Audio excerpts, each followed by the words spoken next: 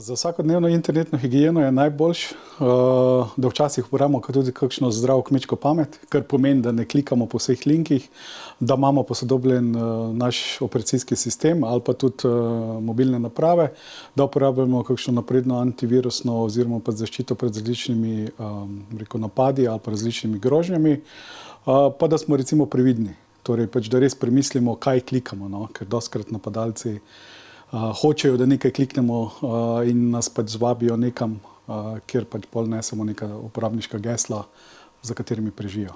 Prvine močnega gesla so, da je dovolj dolgo, torej danes je dovolj dolgo, če je 10-11 znakov ali pa več, da ima posebne znake, včasih mogoče tudi dobro kakšen šumnik imeti not, da poleg gesla uporabljamo še kakšno večnivojsko zaščito, kot pa na primer, tudi SMS-i, avtentikatorji ali kaj podobnega.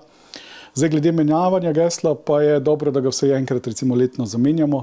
Pri kritičnih sistemih je pa dobro, da jih tudi bolj pogosto menjujemo večkrat